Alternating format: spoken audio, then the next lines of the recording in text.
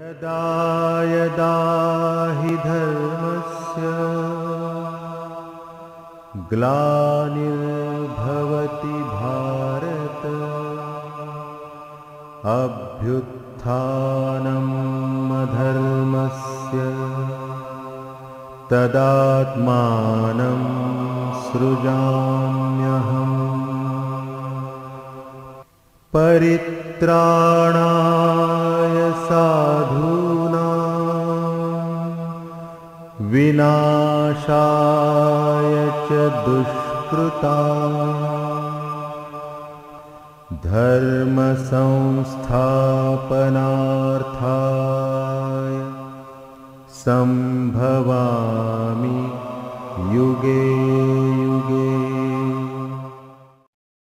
यदा यदा हि भूयिष्ठां ते नमोक्तिं विधेम। ॐ अज्ञानतिमिरान्धस्य ज्ञानाञ्जनशलाकया चक्षुरुन्मीलितं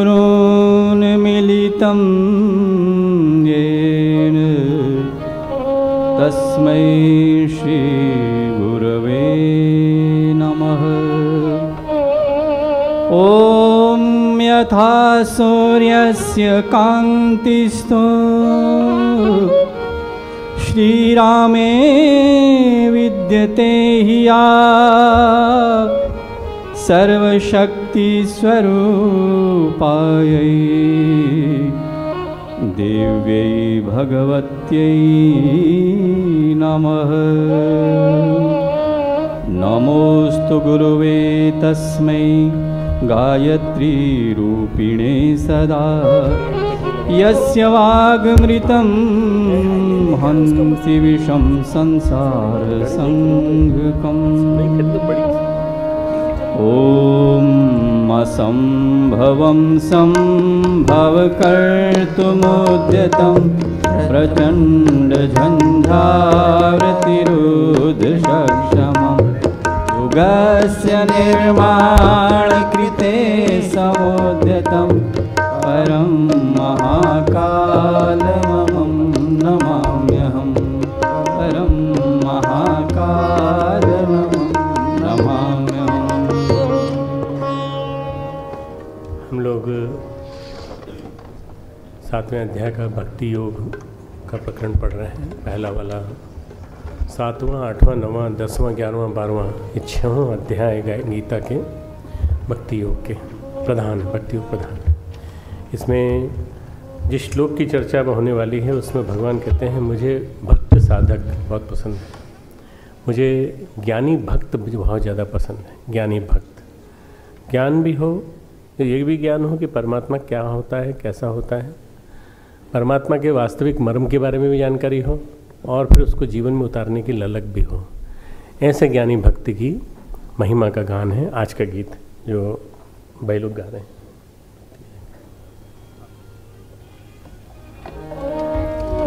भक्ति की झंकार और के तार में करतार भर दो, भगवान से प्रार्थना।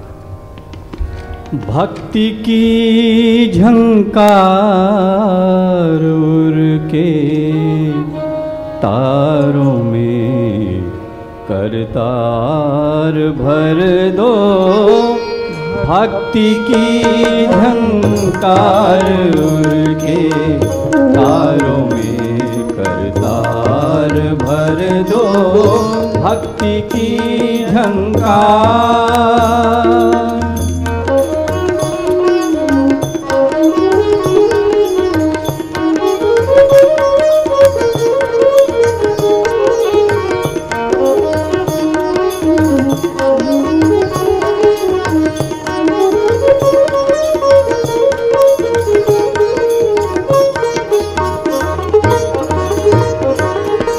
लौट जाएं स्वार्थ कटुता द्वेष दंभ निराश होकर।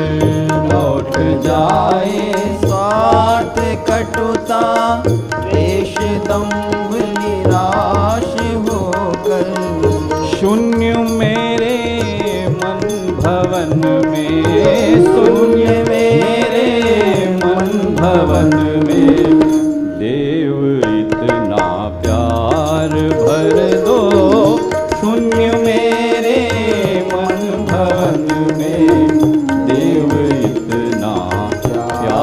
भर दो भक्ति की झंकार।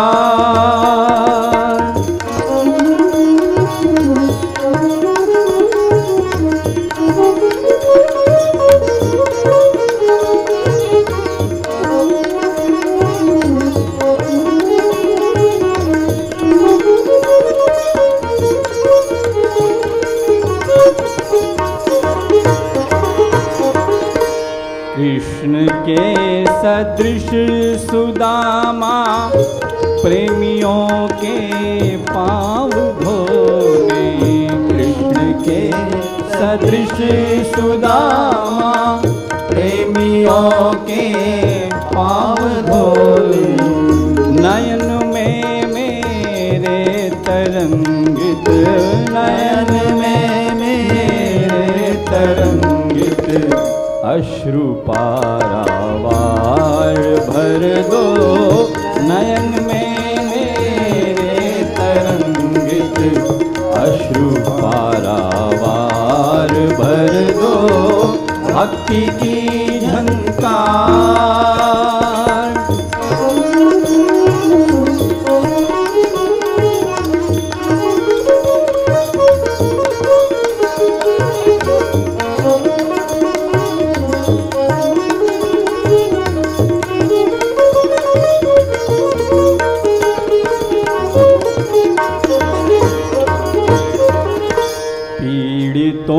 को दूं सहारा और गिरतों को उठा लूं।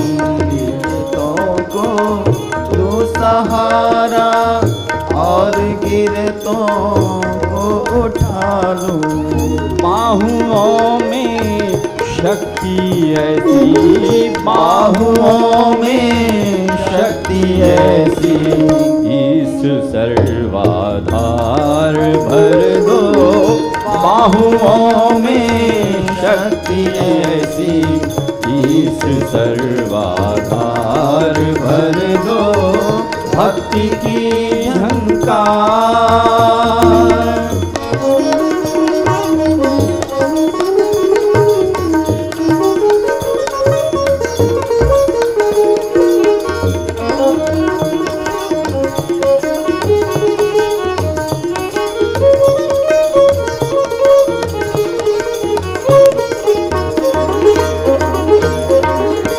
रंग झूठे सब जगत के ये प्रकाश विचार देखा। रंग झूठे सब जगत के ये प्रकाश विचार देखा। क्षुद्र जीवन में सुघड़ निज, क्षुद्र जीवन में सुघड़ निज रंग पर मोदार भर दो। क्षुद्र जीवन में सुघड़ निज रंग पर मोदार भर दो भक्ति की झंकार। के तारों में करतार भर दो भक्ति की झंकार। के तारों में करतार भर दो भक्ति की झंकार। करें ओम भूर्भुवः स्वः तत्सवितुर्वरेण्यं भर्गो देवस्य धीमहि धियो यो नः प्रचोदयात्।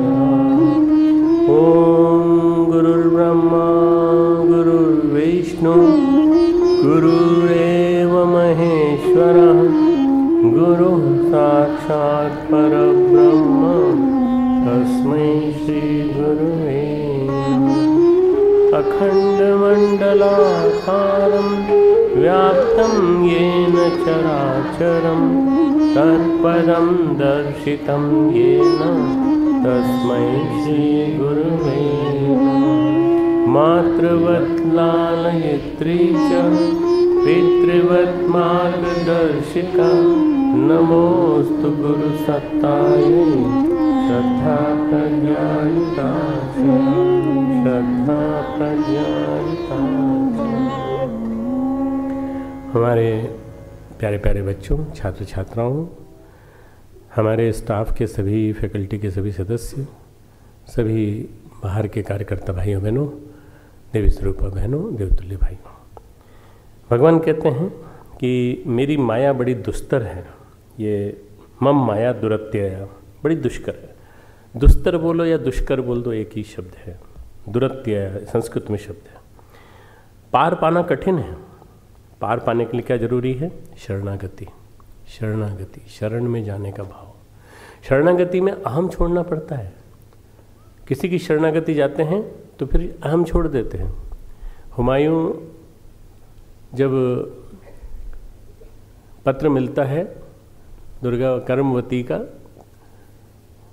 राजस्थान की रानी का, तो भागा भागा चला जाता है, क्योंकि शरणागति मांगी उसने। उसने कहा मुझ पर आक्रमण किया जा रहा है आपके ही सामंतों के द्वारा, और आपको मैं राखी भेज रही हूँ, राखी स्वीकार करी। तो हुमायूं ने राखी स्वीकार करी, और वो जा करके उसने जिस बहन को शरणागत लिया था उस बहन का उद्धार करता है।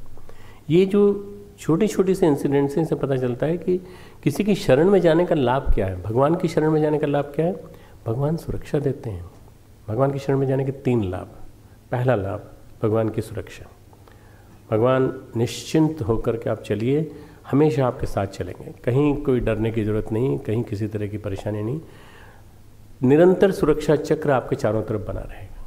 दूसरा लाभ भगवान की शरणागति का, हमेशा चेहरे पे मुस्कान रहेगी। अब लोग मुझसे पूछते हैं what is the secret of your smile, तो मेरी स्माइल का राज ये है कि मेरे आसपास गुरुदेव हैं, मेरे आसपास माता जी हैं, मेरे आसपास भगवान है, मेरे साक्षात मेरे भगवान, मेरे गुरु, वो मेरे साथ हैं हमेशा। मेरे को ये महसूस होता है, मैं कभी परेशान नहीं होता। इतने सारे निंदा, इतनी सारी किताबें मेरे खिलाफ, इतना सारा सब कुछ लिख देना, सब कुछ काम किए जाओ, अच्छा काम किए जाओ, कभी तो गुरु जो है वो साथ है, तो फिर क्या दिक्कत है? हमेशा मुस्कुराहट चेहरे पे, हल्कापन, कभी भी मन में कोई द्वंद्व नहीं, कोई विवाद नहीं, कोई दुख नहीं, किसी परेशानी नहीं किसी तरह की। और तीसरा जो सबसे बड़ा शरणागति का आनंद है वो है स्वास्थ्य। स्वास्थ्य हमेशा ठीक रहता। छोटा मोटा पीठ में दर्द हो गया, सिर में दर्द हो गया, नींद नहीं आई ठीक से, चलता है, पर काम नहीं रुकता, काम चलता है। इसलिए शारीरिक स्वास्थ्य, मानसिक सौंदर्य चेहरे की सुंदरता के रूप में दिखाई पड़ता है, और तीसरा सुरक्षा। ये 3 भाव जो है ना शरणागति की वजह से, भगवान की शरणागति। पर शरणागति कठिन भी है और सरल भी है। कठिन किस लिए है कि अहम भाव से जीने वालों के लिए शरणागति बहुत कठिन है। अहम में बड़ी मुश्किल है। मैं हूँ यह अज्ञान है, मैं हूँ यह अज्ञान है, मैं ही हूँ यह और भी मुश्किल है। मैं ही हूँ, मेरे अलावा कोई नहीं है, आप जानते नहीं मुझे, मैं कौन हूँ। कितने ही लोगों को तुमने बोलते सुना होगा, आपने सुना नहीं मैं क्या कह रहा हूँ? मेरी बात सुनो, मेरी बात सुनो। ये जो मैं बार बार आता है, ये मैं फुफकारता रहता है। आस्था भरे श्रद्धा विश्वास वालों के लिए शरणागति सरल है। आस्था भरे लोगों के लिए, श्रद्धा विश्वास भरे लोगों के लिए शरणागति सरल। शरणागति बहुत सरल चीज़ है। शरणागति जब समझ लिया, पहचान लिया कि इनकी शरण में जाने में कोई दिक्कत नहीं है, तो फिर चले जाना चाहिए शरण में। पर मैं हूँ ये अज्ञान है, मैं ही हूँ ये और भी मुश्किल है, और मुझे ही होना चाहिए। फिर खड़े होते हैं दुष्कृत्य, कुकृत्य, गलत काम। क्यों? मुझे ही होना चाहिए नहीं, तो फिर लाठी निकल आती है, चेन निकल आती है, हॉकी निकल आती है, फिर डंडे निकल आते हैं, और फिर मुझे ही होना चाहिए, मैं ही हूँ। फिर दादागिरी चालू हो जाती है, फिर गुंडागिर्दी चालू हो जाती है। भोगने का अधिकार मुझे ही है, यही भाव सारे दुष्कर्मों को जन्म देता है। ये दुनिया भोगने के लिए पैदा हुई है, और मैं ही हूँ इस संसार में भोगने के लिए। मैं हूँ रजोगुण है तो मैं ही हूँ तमोगुण है। मैं हूँ अगर रजोगुण है तो मैं ही हूँ, ईगो का होना ठीक है, मैं हूँ चलो ठीक है, पर मैं ही हूँ ये तमोगुण है। और जब तमोगुण, घोर तमोगुण आ जाता है, तो इसके बाद फिर पता नहीं। भगवान उनके लिए कहते हैं कि ये जो मूढ़ लोग हैं, ये नराधम की तरह से होते हैं, अधम से अधम नर की तरह से होते हैं। अविद्या में वास्तव में एक पर्दा है सतोगुण का, पर जैसे मैं हूँ आ जाता है वहाँ मुश्किल खड़ी हो जाती है, और जहाँ मैं ही हूँ आ गया वहाँ तो असंभव परिस्थितियाँ पैदा हो जाती है। भगवान फिर नहीं आते वहाँ, भगवान फिर दूर दूर रहते हैं, फिर भगवान नज़दीक नहीं आते। भगवान कहते हैं जिनका ज्ञान हरा जा चुका है। श्लोक देखेंगे 15वां श्लोक, न माम दुष्कृतिनो मूढ़ा प्रपद्यन्ते नराधमा माया अपहत ज्ञान आसुरम भावम आश्रिता। इसको शुरू से लेंगे, इससे लेंगे दूसरी लाइन से। माया अपहत ज्ञान, जिनका माया के द्वारा ज्ञान हरा जा चुका है, ऐसे फिर उसी के आगे दूसरी लाइन, आसुरम भावम आश्रिता, असुर भाव को धारण किए हुए। फिर ऊपर लेंगे नराधमा, मनुष्यों में नीच दूषित कर्म करने वाले, दुष्कृतिनो मूढ़ लोग मुझको नहीं भजते, उनको मुझसे कोई मतलब ही नहीं है, उनको मुझसे कोई मतलब ही नहीं है, मुझको नहीं भजते, वो नहीं भगवान को याद करते। वो लड़कियां कहती हैं ना कि हमें डॉक्टर साहब की क्लास में नहीं जाना, तो मूढ़ लोग ऐसे होते हैं जो मुझको नहीं भजते, मेरे पास नहीं आते, मेरे न आए तो बहुत अच्छा, किसी दिन तो अकल आएगी, किसी दिन तो समझ आएगी तो आएंगे। तो ये मूढ़ लोग हैं, नराधम हैं। और ये लोग, ऐसे लोगों के बारे में 16वें अध्याय में 18वें श्लोक में बहुत अच्छी बात की गई। 16वां अध्याय 18वां 19 निकालो।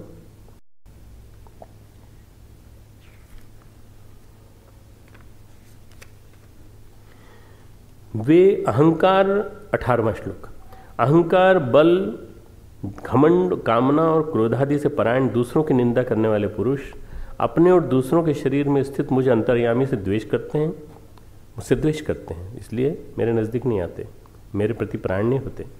तान हम दिष्ट क्रूरान संसारेषु नराधमान, उन द्वेष करने वाले पापाचारी क्रूर कर्मी नराधमों को मैं संसार में बार बार आसुरी योनियों में डालता हूँ, बार बार असुर बनाता हूँ उनको, बार बार।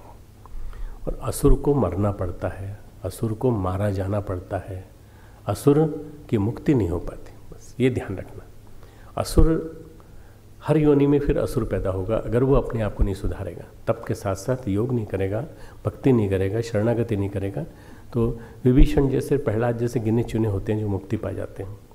हे अर्जुन, वे मूढ़ मुझको न प्राप्त होकर जन्म जन्म में आसुरी योनि को प्राप्त होते हैं, फिर उससे भी अति नीच गति को प्राप्त होते हैं, अर्थात घोर नरक में पड़ते हैं। 20वां श्लोक 16वें अध्याय का 18, 19, 20।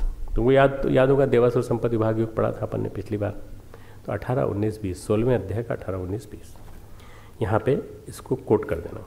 जिनका ज्ञान हरा जा चुका है, काम स्तेह माया अपहत ज्ञान, ऐसा आसुरी भाव जिनके अंदर है, ये लोग शरणागति की तो सोच ही नहीं सकते, फिर तो घड़ी घड़ी भगवान को गाली देते हैं। मैं उदाहरण देता हूँ तुमको, महाभारत में राजसूय यज्ञ हुआ, सारा के सारा वैभव, युधिष्ठिर सिंहासन पर बैठे हैं और पाद पूजा, सबसे श्रेष्ठ शीर्षतम पूजा जिसको बोलते हैं वो श्री कृष्ण की हुई। श्री कृष्ण वहाँ से उतर के आए, उतर के आने के बाद सबको पत्तल परोसी और जिन्होंने पत्तल झूठी छोड़ी थी उनको उठाया। श्री कृष्ण श्रेष्ठतम है, पर वहाँ निकृष्टतम भी बैठे हुए हैं। शकुनी कहता है बंद कमरे में, दूसरे कमरे में, भांजे किसको कहा होगा उन्होंने? दुर्योधन को।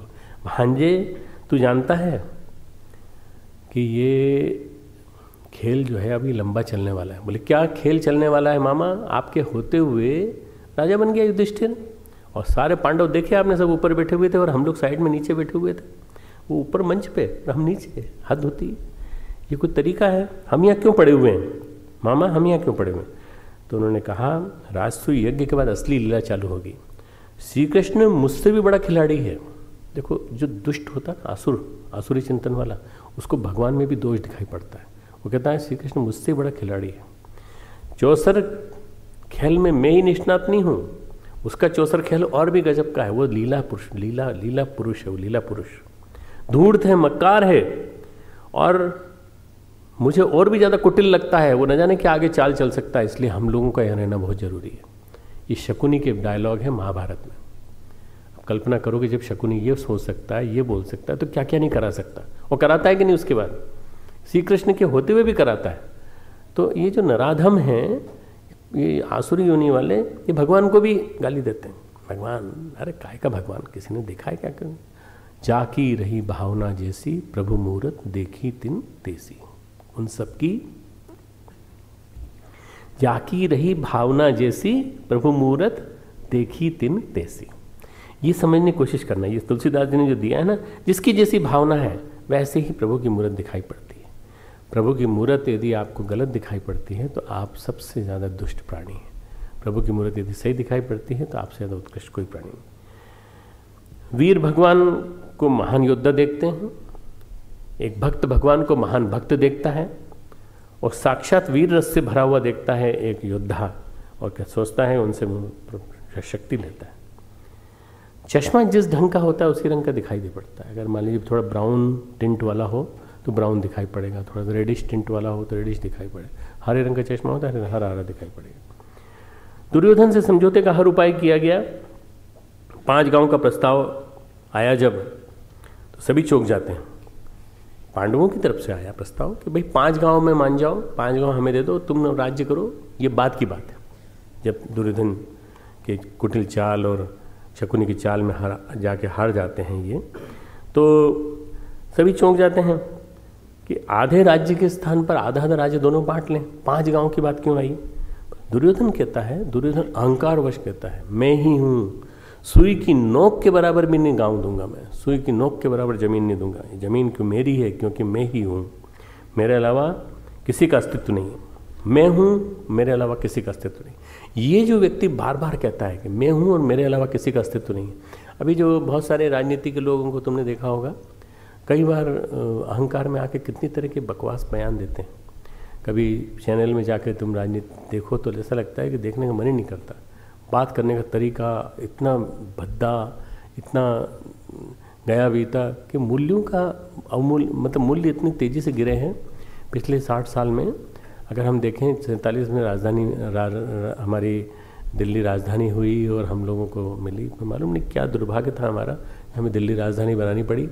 हस्तिनापुर का खेल वहाँ रचा गया था और वहीं से सारी की सारी जितनी भी षड्यंत्रों की प्रक्रिया चली, और देखते देखते सारा के सारा पूरा के पूरा जो एक गड़बड़ी चालू हुई, राजनेताओं के अंतर अवमूल्यन चालू हो गया वहीं से।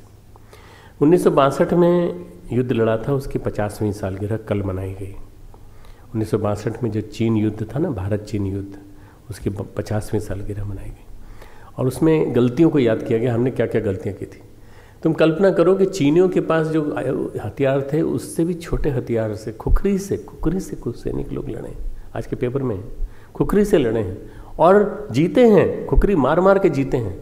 हथियार ही नहीं थे हम लोगों के पास, हम तैयार ही नहीं थे, हम हिंदी चीनी भाई भाई करते करते मारे गए। और दूसरी बात, घोटाला, रक्षा घोटाला। हमारे पास आज भी चीन की तुलना में हथियार कम हैं, चीन की तुलना में सेना कम है, चीन की तुलना में कॉम्पिटेंसी कम है। हमारे सैनिकों के दमखम में कोई कमी नहीं है, पर हमारे सैनिकों के अभ्यास में कमी है। हमारे जनरल्स जो हैं वो भ्रष्ट बैठे हुए हैं पूरे के पूरे। तो ऐसे में देश सुरक्षित कैसे रहेगा?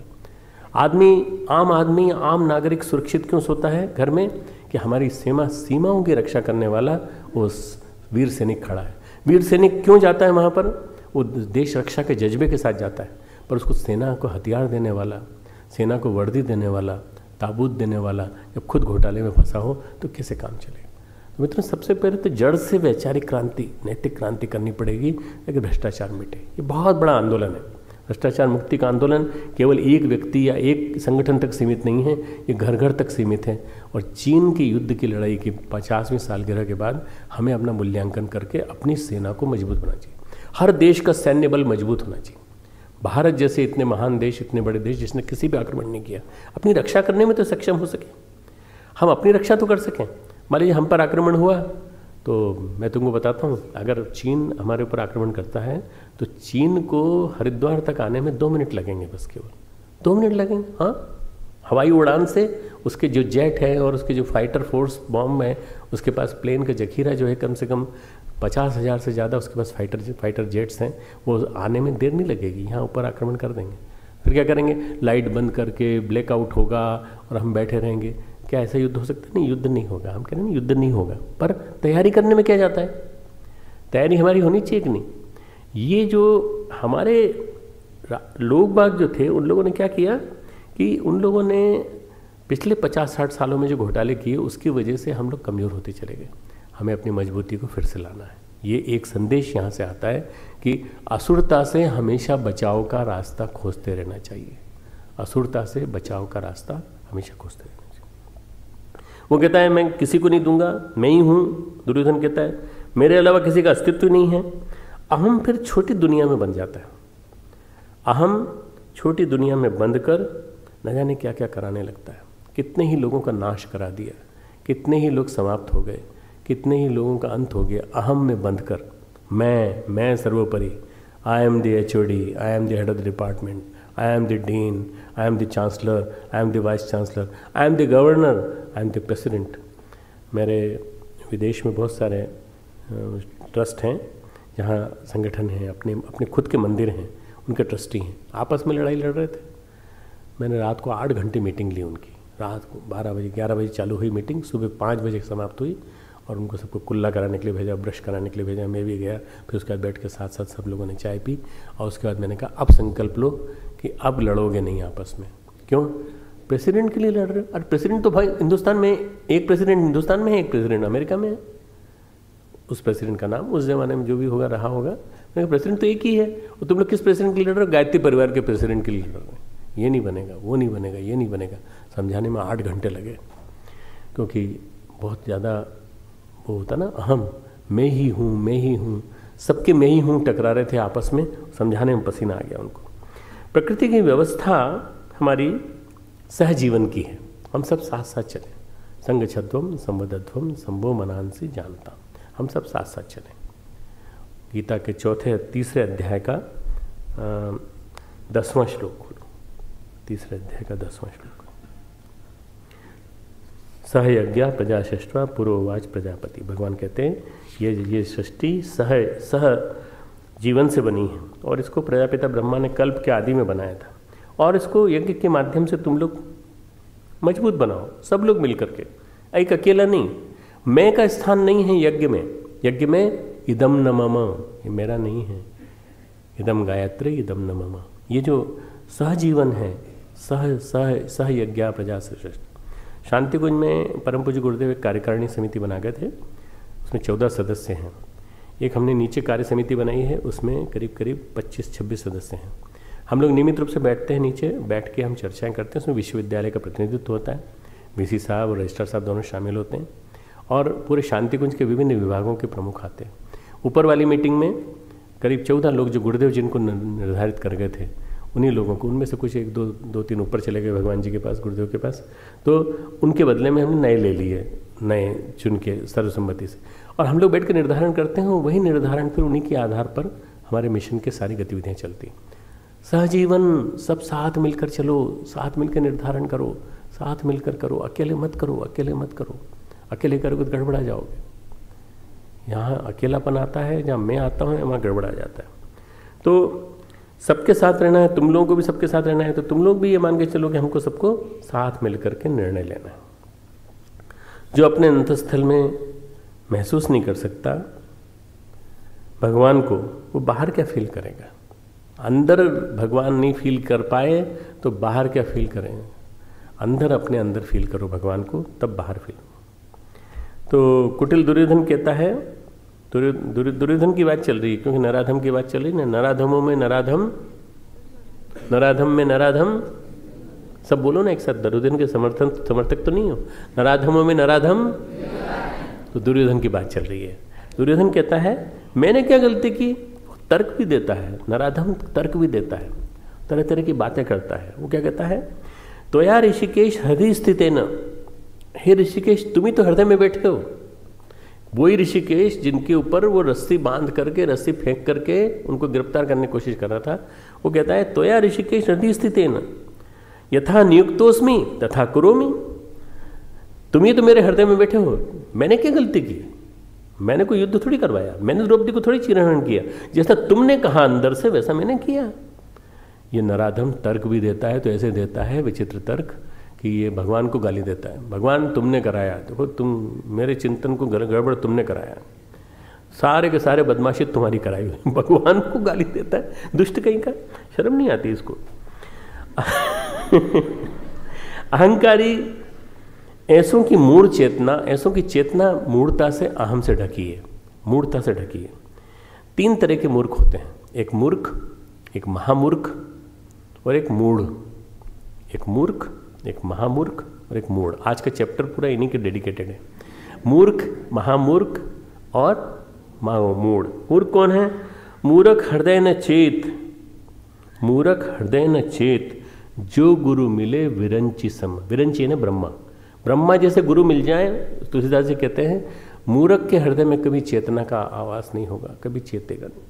कितना ही कह लो वो कहेगा हाँ ठीक है, बहुत अच्छा है, करोगे गलती, हाँ करेंगे, बस। और उसको उसके मुंह को देखते जाओ तो मुंह से पता लग जाएगा कि मूर्ख है ये। और महामूर्ख क्या है? वो तो कुछ भी नहीं कर पाता।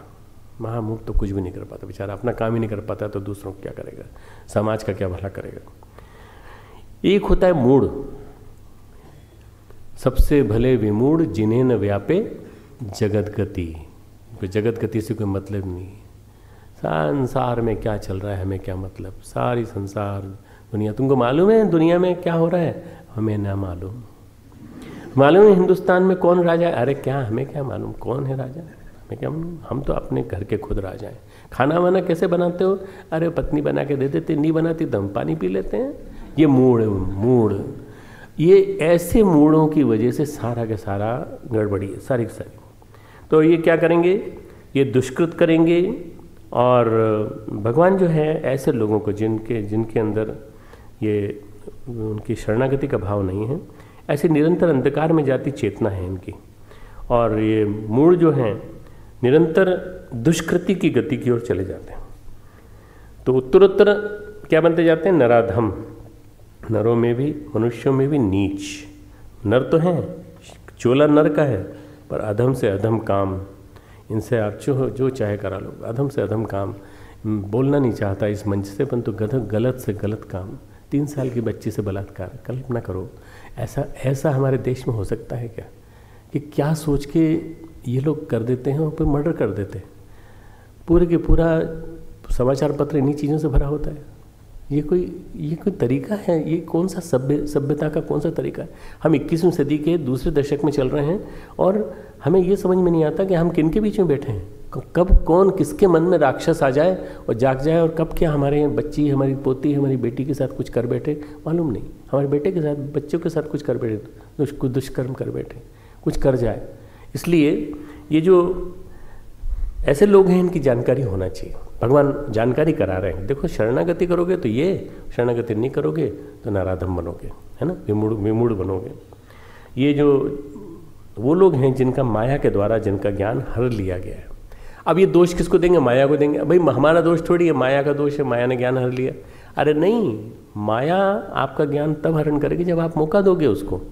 माया के पार जाने की कोशिश करो, माया को समझने की कोशिश करो, तमोगुण से रजोगुण, रजोगुण से सतोगुण की ओर बढ़ने की कोशिश करो। उत्तरोत्तर उत्तीर्ण होते चलो, उत्तरोत्तर उत्तीर्ण होते चलो। ये उत्तरोत्तर शब्द भी उससे बना है, ऊपर उठना, और उत्तीर्ण भी शब्द भी उससे बना है, इसलिए उत्तीर्ण होते चलो, ऊपर ऊपर बढ़ते चलो।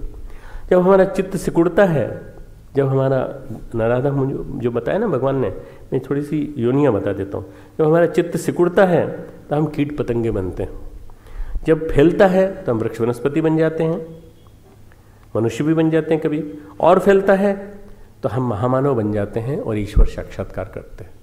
चित्त का विस्तार, सारा खेल चित्त का और संस्कारों का है। जीवन का सारा खेल चित्त और संस्कार, चित्त और संस्कार। कभी कोई पूछे कि भाई क्या मर्म है पूरी गीता का? चित्त और संस्कार का परिष्कार और विस्तार, बस इससे बनेंगे हम महामानव, इससे बनेंगे हम श्रेष्ठ व्यक्ति। बस दुष्कर्म करने वाला अहंकारी कभी उसे सत्कर्म करने नहीं देंगे, क्योंकि माया अंदर से प्रेरित करती है। माया सबको प्रेरित करती है, पर आप अगर अपने ऊपर अंकुश लगा लो तो कोई दिक्कत नहीं। माया घेर लेती है, ज्ञान अपहत हो जाता है, आसुर भाव ग्रहण कर वैसा ही बन जाएगा, उसके लिए शरणागति है ही नहीं। श्री अरविंद कहते हैं, श्री अरविंद ने जो बात कही है इस बात को जरा महत्वपूर्ण मानना। असुर रूपांतरित नहीं हो सकते, गिने चुने होते हैं। देखो विभीषण पूर्व जन्म के संस्कार लेके आए थे, इसलिए हनुमान जी का साथ मिलते एकदम पहचान लिया उन्होंने हनुमान जी को। और हनुमान जी को पहचान करके वो भगवान राम के दरबार में चले गए। विभीषण अलग थे, प्रहलाद अलग थे। ऐसे कुछ गिने चुने होते हैं जो अलग हो जाते हैं, पर असुर रूपांतरित नहीं हो सकते। इन्हें मारना ही पड़ता है, इन्हें मारना ही पड़ता है, असुरों को मरना ही पड़ता है। श्री अरविंद ने अपनी जगह बात कही। अंतरात्मा इनकी सुप्त होती है, कभी जगने के चांसेस ही नहीं है। बदलो उनको जिनके अंदर अभी मूढ़ता है, थोड़ी थोड़ी है, उनको बदलने की कोशिश करो, वैचारिक परिवर्तन लाने की कोशिश करो। असुर कुल में जन्मे प्रहलाद हैं, पर इनके अंदर श्रद्धा भक्ति सब है, संस्कार लेकर के आए। असुर लोग कहते हैं, तुलसीदास जी कहते हैं, असुर कहते हैं तो जो चौपाई है, हो वहीं भजन न तामस देहा। तामस देह में भजन नहीं होता। जब भजन ही नहीं होगा तो भक्ति कहाँ से आएगी? तप कर सकते हैं ये लोग, रावण तप कर सकता है, कुंभकर्ण तप कर सकता है, तारकासुर तप कर सकता है, नरकासुर तप कर सकता है, पर योग नहीं कर सकता, भक्ति नहीं कर सकता। राक्षसों के लिए तप करना संभव है, सरल है, तप में कोई दिक्कत नहीं है, पर तप में अहंकार भी जागता है और तप को बढ़ावा देता है। तप में कोई दिक्कत नहीं, पर तप के साथ अगर योग नहीं है, दोनों का सम्मिश्रण नहीं है, तो फिर कोई बात नहीं। भक्ति तब तक नहीं जागेगी तब तप प्लस योग इज इक्वल टू भक्ति। तप प्लस योग इज इक्वल टू भक्ति। तप भी होना चाहिए, थोड़ा सा योग भी होना चाहिए। शरणागति होना चाहिए साथ में। शरणागति हो तो आसक्ति हो परमात्मा के प्रति, परमात्मा के प्रति प्रेम जागे। सिकंदर के गुरु थे अरस्तु, एरिस्टोटल। पढ़ा है तुमने? तुमको मालूम है? तुमने ये भी कहानी सुनी होगी कि सिकंदर के गुरु, सिकंदर पर अपने जैसे गुरु शिष्य परंपरा वहाँ वैसी नहीं थी। पश्चिम में, यूनान में जैसे अपने यहाँ होती है कि गुरु के सामने शिष्य बैठता है हाथ जोड़ करके, समित पाणी श्रोत्रियम ब्रह्मनिष्ठम। हम अपने गुरु के नज़दीक समीप बैठे हैं और गुरु ब्रह्मा गुरु विष्णु गुरुरेव महेश्वर कह रहे हैं। वो सिखाता था, शिक्षण देता था। सिकंदर अहंकार से भरा हुआ, पर सिकंदर का अहंकार नहीं निकाल पाया अरस्तु। कभी कभी सिकंदर के लिए घोड़ा भी बन जाते थे। वो बोलता था घोड़ा बन जाते थे और उसके ऊपर चलते थे। एक बार कोई आए मिलने के लिए तो उन्होंने कहा, अरे अरस्तु तुम नीचे और ये ऊपर। बोले ऐसा ही होता है, माया ऐसे ही करा देती है, क्या करें। हम गुरु हैं और ये चेला है, पर चेला हमारे ऊपर चढ़ा हुआ है, बैठा है। ये अरस्तु और सिकंदर की जोड़ी थी। कहानी पूरी की पूरी तुम देखना। भारत आने लगा जब सिकंदर, तो अरस्तु ने कहा कि भाई एक ज्ञानी हमारे लिए लेते आना। तुम जा रहे हो, तुम आक्रमण कर रहे हो, तुम भारत जैसे देश पे गलत आक्रमण कर रहे हो, पर तुम मानोगे नहीं क्योंकि तुम अहंकारी हो। तुम तो यही मानते हो मैं ही हूँ, तो फिर तुम जाओगे जरूर। ज्ञानियों का देश है, एक ज्ञानी लेते आना, मुझे एक ज्ञानी की जरूरत है। इस देश में एक ज्ञानी की जरूरत है।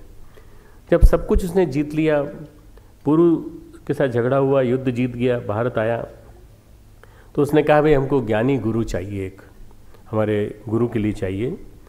आपके यहाँ ज्ञानी हैं? बोले हाँ ढेर सारे ज्ञानी हैं, परंतु एक ज्ञानी बड़ा विशेष है, तो नदी के किनारे रहता है, पर वो कहीं जाता वाता नहीं है। आप जाना तो उनके पास सम्मान के साथ जाना। उनका नाम है दंडायन ऋषि। दंडायन ऋषि है और बड़े सम्मान के साथ जाना, उनको प्रणाम करना और प्रणाम करके उनसे बात करना। बोले मैं किसी बादशाह के पास, वो गए सैनिक उनके पास गए, तो उन्होंने कहा आपको सिकंदर ने बुलाया। बोले कौन है सिकंदर? बोले वो आक्रमण करके जीता है और आपके इस देश को उन्होंने जीत लिया है, आप उनकी प्रजा हैं। बोले मैं किसी की प्रजा नहीं हूँ, भगवान की प्रजा हूँ। तो भी सुनिए, क्योंकि सिकंदर ने स्पष्ट आदेश दे दिया था उसको मारना भी मत, जान से ही मत मारना, वैसे ही मत मारना, दंड मत देना, उनको उठा लाना किसी तरह से।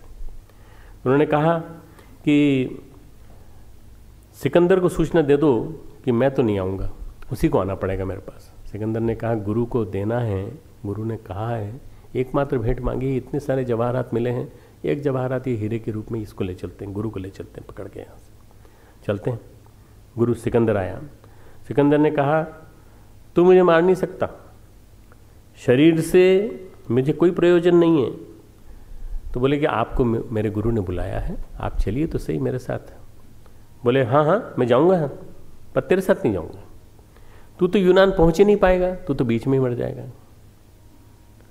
तेरे गुरु का नाम ये है ना? बोले हाँ। आप कैसे जानते हैं? बोले मैं सब जानता हूँ। तेरे गुरु का नाम ये है, मैं तेरे गुरु के पास जाऊँगा और वहाँ यूनान के दर्शन को मैं नई जानकारी दूंगा, यूनान की साइकोलॉजी को, फिलॉसफी को मैं एक नया विज्ञान दूंगा, पर तू नहीं जा पाएगा, तेरे साथ नहीं जाऊंगा, मैं पहुंच जाऊंगा, तू चिंता मत कर, तू तो रास्ते में मर जाएगा। भविष्यवाणी बता दी, तूने बहुत अत्याचार किया है, उसका दंड तुझे रास्ते में मिल जाएगा, तेरा तो खात्मा रास्ते में ही हो जाएगा। सिकंदर पहुंच नहीं पाया, सिकंदर बीमार हुआ और रास्ते में ही उसके साथियों ने उसको विष दे दिया, वो मर गया। अरस्तु के पास पहुंचे दंडायन योग गति से, इधर सिकंदर मर रहा था, उधर वो योग गति से पहुंच गए और उन्होंने कहा तुमने मुझे याद किया था। अरस्तु ने चरण छुए, उन्होंने कहा आप आ गए, बहुत बड़ी बात है, अब आप हमारे लोगों को जानकारी दीजिए। तो हमारे जो दंडायन हैं इनका नाम रख दिया गया डायोजनीज। डायोजनीज तुम्हारी जानकारी के लिए तुम लोग लिख लेना अपनी डायरी में। दंडायन ऋषि भारत में थे और डायोजनीज जाकर के कहलाए, और डायोजनीज ने जो फिलॉसफी दी है ग्रीक फिलॉसफी, उसमें भारतीय दर्शन का प्रभाव है पूरा का पूरा।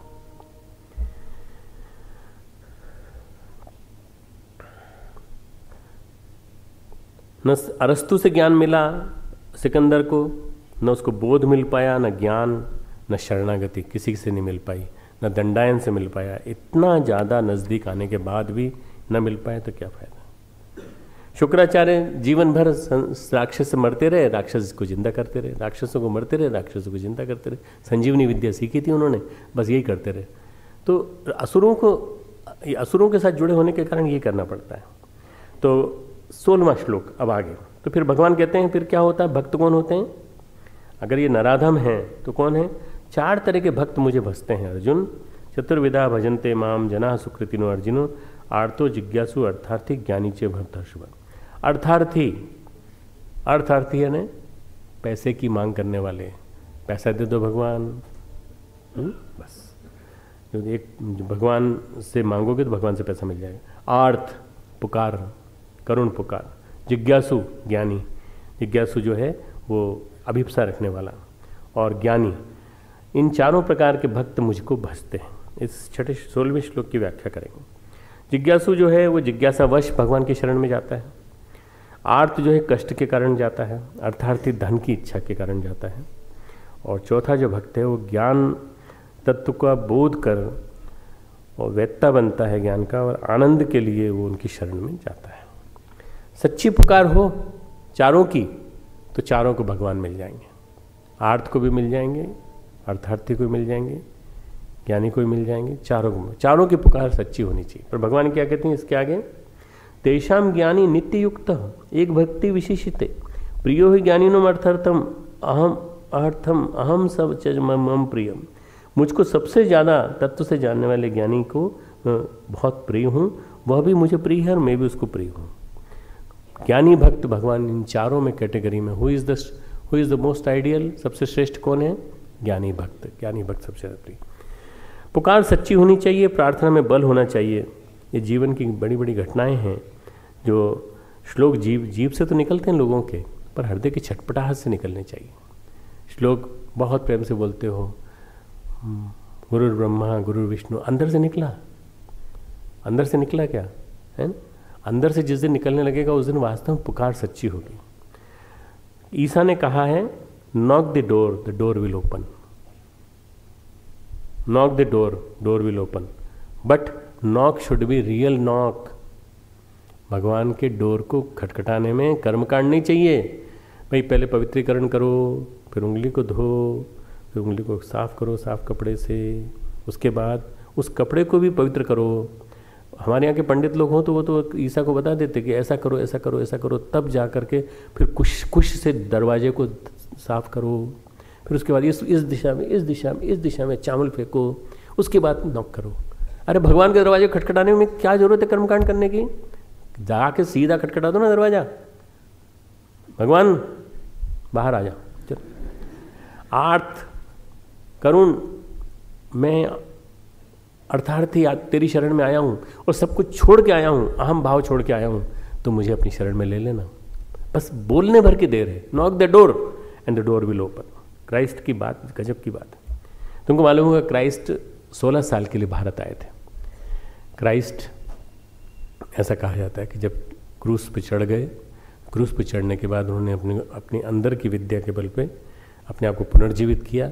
उसके बाद भारत आए, भारत में कश्मीर में रहे, लद्दाख में रहे, और उसके बाद ल्हासा गए और ल्हासा में उन्होंने योग विद्या, तंत्र विद्या ये सब सीखी और उसके पश्चात उन्होंने शरीर अपना जो है वहाँ छोड़ा इज़राइल में।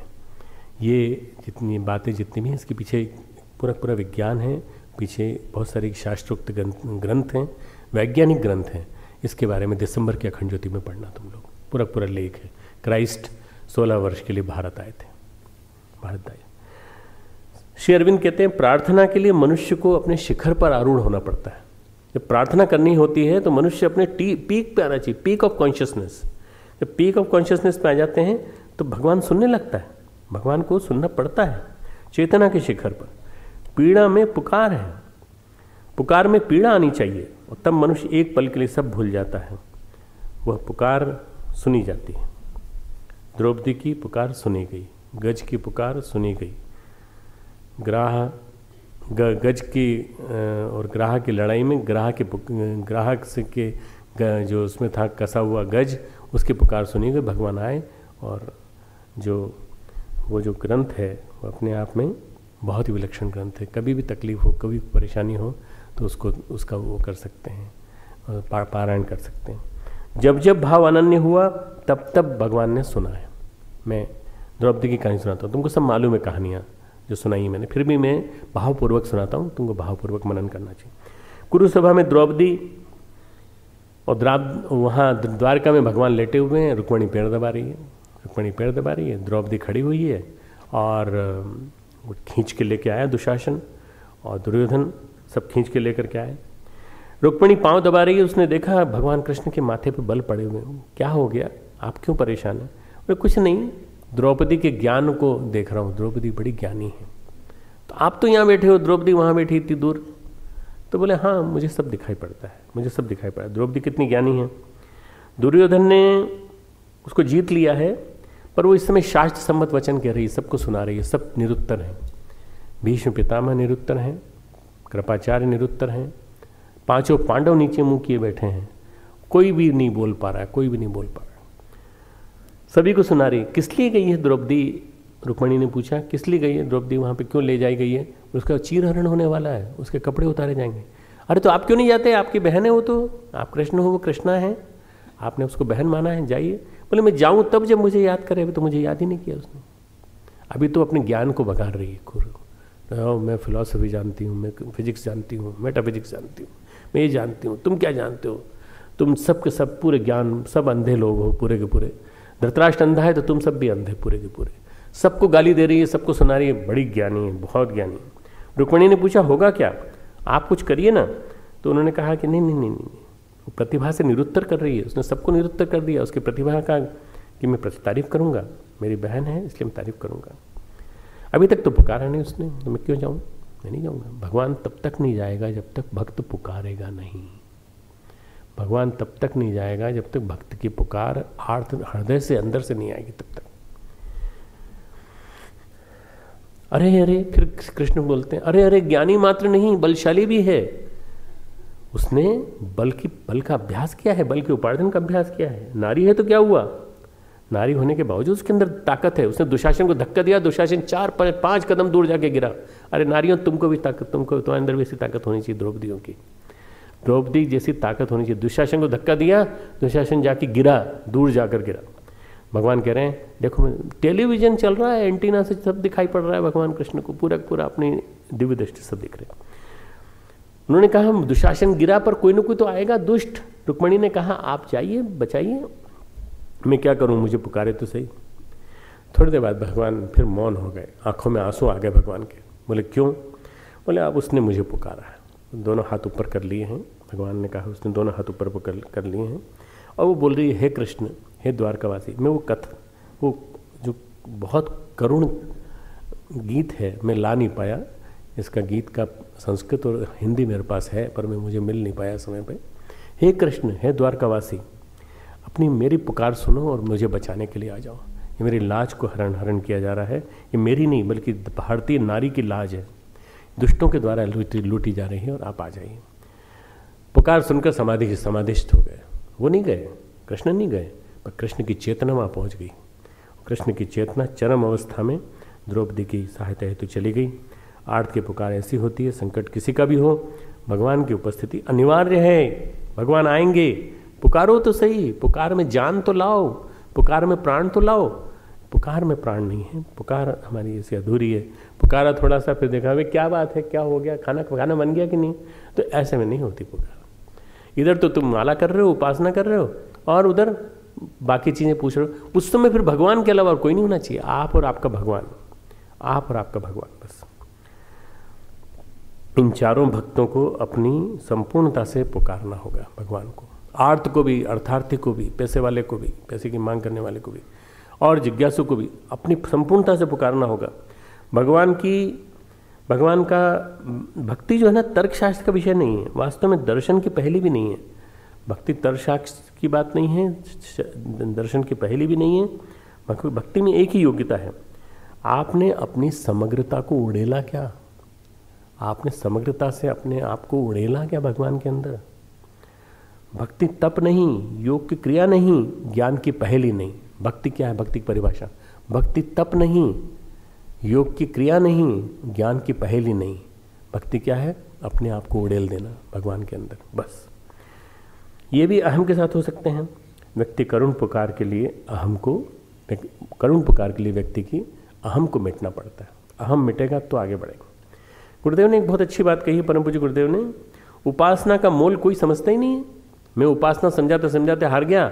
लोग उपासना का मतलब समझते हैं, कितनी हो गई, थोड़ी, फिर नीचे रख ली। माला जपना ही उपासना नहीं है। गुरुदेव कहते हैं योग व तप स्थूल सूक्ष्म तक हैं। स्थूल तक योग है, तप है, और योग सूक्ष्म तक है। उसके बाद उपासना सीधे कारण शरीर तक जाती है, सीधे कारण शरीर तक, भक्त तक, हृदय तक जाती है। बोले कोई नहीं जानता मेरी उपासना की परिभाषा को। उपासना मार्मिक पुकार है। उपासना है ना, परमात्मा के पास बैठकर परमात्मा जैसा बन जाना, ये परिभाषा सही है, पर उपासना मार्मिक पुकार है भगवान की। भगवान को हृदय से पुकारना है। जब हृदय से पुकारोगे, भाव विवल होकर पुकारोगे, भगवान क्यों नहीं भक्त करेंगे, सुनेंगे। 4 तरह के भक्त भगवान ने बताए। चतुर्विधा भजते माम। जिज्ञासा क्या है, जीवन में अपूर्णता का बोध, खालीपन सब है, पर चाहिए, कमी है कुछ। जिज्ञासु को मन में कुछ चाहिए, कुछ चाहिए, बस। क्या चाहिए, उसको पता लग रहा है कि मेरे जीवन में अपूर्णता है, मुझे कुछ बनना है, मुझे कुछ बनना है। मुझे ये सामान्य व्यक्ति नहीं बनना, मुझे असामान्य व्यक्ति बनना है। मुझे आईएएस बनना है, चलो ये भी एक जिज्ञासा है आईएएस बनने की, पर उसके लिए मुझे अध्ययन करना है, पढ़ना है। फिर वो टूट निष्ठा के साथ लग जाता है, अभिप्सा होती है तो आईएएस भी बन जाता है। और अगर बनना होता है तो देवमानव बन जाता है, और बनना हो तो कार्यकर्ता बन जाता है शांति कुंज का। यदि जिज्ञासा हो तो जिज्ञासु वो जो सोचता है कि मेरे जीवन में अपूर्णता है, पूर्णता की ओर बढ़ना, अपूर्णता से पूर्णता की ओर मुझे बढ़ना है, ये जिज्ञासु की परिभाषा। उड़िया बाबा थे, छोटी उम्र में घर से चल दिए, मठ में एक आश्रय लिया। मठ बड़ा रिच था, बहुत संपन्न था। पुराने ज़माने में राजा बहुत बड़ी जागीर देते थे, तो बहुत बड़ी ज़मीन दे दी, कई बीघे ज़मीन, कई एकड़ ज़मीन खेती होती थी। और उसमें हाथी थे, हाथी पलते थे, 4-5 हाथी थे महंत के यहाँ, जो उसके महंत थे, महंत राजा की तरह से थे। और संस्कृत के विद्वान थे, खूब थे। पर उड़िया बाबा भी संस्कृत के विद्वान थे, कर्मकांडी भी थे, कम उम्र में सब कुछ सीख लिया था। मठाधीश ने देखा कि मेरी इतनी बड़ी संपदा का क्या होगा, मेरी संपत्ति का क्या होगा। 1 हाथी है मेरे, 5 हाथी है मेरे पास, इतनी बड़ी ज़मीन है मेरे पास, गेहूँ बो रखा है, ये सब बो रखा है, ये सब बाकी सब जो हैं सब वो हैं चापलूस टाइप के लोग हैं, इनके अंदर ज्ञान भी नहीं है और समझदारी भी नहीं। ये लड़का ठीक है, 12-14 साल की उम्र में पहुँचे थे, हजारों बीघा ज़मीन, हाथी, बुजुर्ग थे मठाधीश। उड़िया बाबा से प्रभावित हो गए। उन्होंने कहा ये लड़का ठीक लगता है, इसको उत्तराधिकारी बनाना चाहिए, यहाँ रह जाओ, तुम्हारा कल्याण होगा, मठ तुम्हारा होगा, मैं तो चला जाऊँगा, मेरे तो जीवन की उत्तरावस्था है, मुझे थोड़े दिनों के बाद चला जाना है।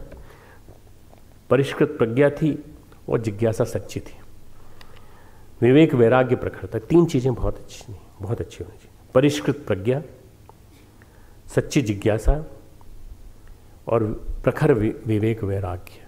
प्रखर वैराग्य, विवेक से जगा हुआ वैराग्य, परिष्कृत प्रतिभा, सच्ची जिज्ञासा और प्रखर वैराग्य। अगर ये 3 चीज़ें हैं तो फिर आदमी को कोई प्रलोभन डगमगा नहीं सकता। वो बोले मैं ईश्वर प्राप्ति के लिए निकला हूँ, मैं मठ प्राप्ति के लिए नहीं निकला, मेरे को आपका ये वैभव नहीं चाहिए, मुझे आपका ये नहीं चाहिए, वैभव के लिए नहीं आया। हम तो गुरु की तलाश में आए थे, आप तो मठ की व्यवस्था में बिठाने लगे हमको। तो फिर महंत जी ने कहा तो बेटा ऐसा कर, तू अगर मेरी मदद नहीं कर सकता मैं तेरी मदद करूँगा, तो जगन माता की शरण में जा, जगन माता की शरण में। भक्ति के साथ, हृदय की भक्ति के साथ उन्होंने दुर्गा सप्तशती का पाठ शुरू कर दिया। उन्होंने कहा माँ से बड़ा कोई गुरु नहीं होता, मैं माँ की ही प्रार्थना करूँगा। 108 दिनों का अनुष्ठान किया, विधि विधान से पूरा का पूरा। पुकार सच्ची थी, 108 दिन में माँ प्रसन्न हो गई, भगवती प्रसन्न हो गई। प्रबोध दिया, तपस्या का स्थान बताया और फिर कहा कि अब तुम साक्षी भाव को उपलब्ध हो गए। उड़िया बाबा सिद्ध परमहंस के रूप में जाने जाते हैं, बहुत बड़े संत माने जाते हैं। भारतीय संस्कृति के 17वीं 18वीं शताब्दी के बहुत जाने माने संत, आज से 200 साल पुराने। ये है जिज्ञासु भक्त। जिज्ञासु भक्त का उदाहरण ये, और आर्त भक्त का उदाहरण द्रौपदी। ठीक है, 2 उदाहरण से मिल गए तुमको। अर्थार्थी भी भक्त है। अर्थार्थी, पैसा चाहिए पैसा चाहिए पैसा चाहिए, सारी दुनिया आज पैसे के पीछे भाग रही है। कमर्शियलाइजेशन हो गया है, ग्लोबलाइजेशन हो गया है, जिसको देखो पैसा, जिसको देखो पैसा। और कोई बाबा जी पैसे देने वाला हो तो उसके आसपास तो बहुत भीड़ लग जाती है। मान लो कोई शिष्य गलती से बाबा जी से बदला लेना हो और ये अफवाह उड़ा दे कि बाबा जी के बाल में सब कुछ छिपा पड़ा है, दाढ़ी है ना इतनी बड़ी, एक बाल उखाड़ लो तुमको 1 करोड़ रुपए मिल जाएंगे। देखना एक दिन बाबा जी गंदे हो जाएंगे पूरी तरह से और चीखेंगे चिल्लाएंगे, वो अलग हो जाएगा। बस आदमी को पैसा चाहिए, प्रलोभन इतना ज़्यादा है, इतना प्रलोभन है, इतना प्रलोभन है कि आदमी पैसे के पीछे भाग रहा है। पैसा ही पैसा, पैसा ही पैसा, पैसा ही पैसा। धन नहीं है, जीवन है। जिनके पास जीवन है, जिनके पास जिम्मेदारियां हैं, नौकरी नहीं है, पैसा नहीं है, बच्चों के लिए चाहिए। मैं जानता हूँ बहुत सारे बच्चे तुम में से ऐसे हैं जिनके घर में पैसे की समस्या है, कष्ट है, कठिनाइयाँ हैं। तुम फीस के लिए भी लिख के देते हो, बहुत सारी परेशानी। पर भगवान ने कहा जब कोई नहीं दिखे तो मैं हूँ ना, मुझे पुकारो तो सही। अरे मैं तुम्हारे पैसे भी दूंगा, तुम्हें तुम्हारे पैसे की व्यवस्था भी करूंगा। अरे सब लोग चेक गए, सब लोग जागृत हो गए। ऐसा है तो बहुत बढ़िया है, कैसे मिलेगा पैसा? मैं कहानी सुनाता हूँ, बस ये समापन के नज़दीक आ रहा हूँ मैं।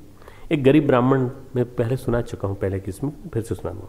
गरीब ब्राह्मण थे, झोपड़ी में बेटी के साथ रहते थे। यंग बेटी यंग हो गई थी। जहाँ लड़का ढूंढते वहाँ दहेज की मांग आती, पैसा था नहीं।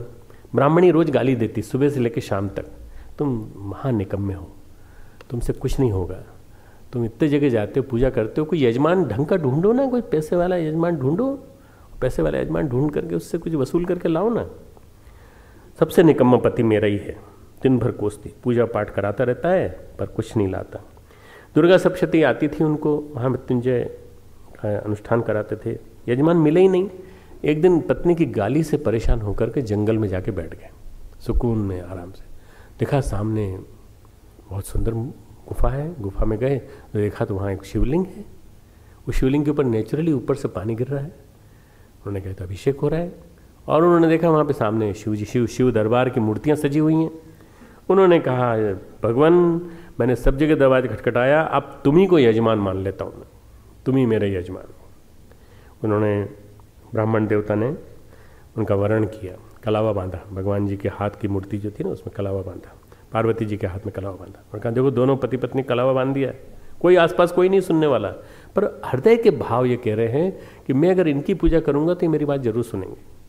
कल्याण के लिए रुद्राभिषेक का अनुष्ठान, आपका रुद्राभिषेक रोज नियमित रूप से होगा, आपकी पूजा होगी और आपके ऊपर है कि आप मेरी बात को सुनें।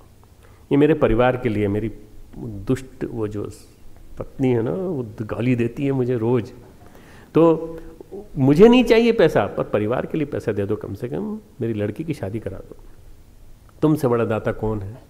तुम अपने लिए कुछ नहीं रखते हो, सारी दुनिया को देते रहते हो, न जाने किस किस राक्षस को दिया, न जाने किस किस को दिया।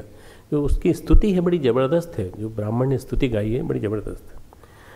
तो और इसके बाद मेरी पूजा के बदले में मैं पुरोहित हूँ, तुम यजमान हो, तो दक्षिणा जो चाहो दे देना, तुम जो दक्षिणा तुमसे देते बने दे देना, दक्षिणा तुम्हारे हाथ में।